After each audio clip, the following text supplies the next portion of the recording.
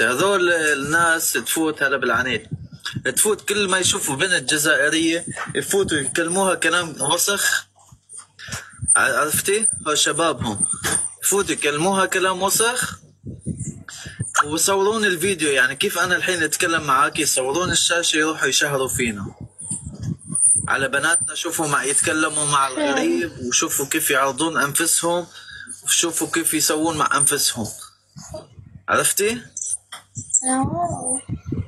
عشان هيك قلت لكم ما تحكوا شيء، لانه كانوا عم يصوروا الشاشة حضرتهم. لو فتوا على صفحتهم بتلاقيهم ناشرين كثير ناس ويكتبوا عليهم كلام وسخ. يعني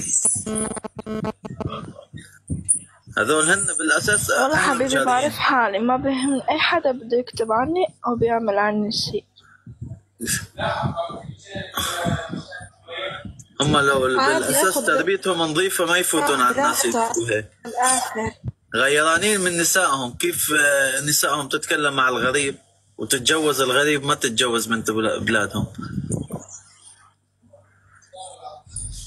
والله مرة تكلمت مع واحد قلت له ليش تشهر يعني بنات بلدك تتكلم كلام غلط عليهم تنشرهم؟ قال ليش يتكلمون مع الغريب؟ قلت له شو بدك انت؟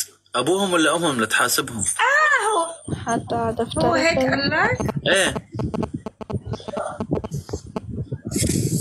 ان شاء الله.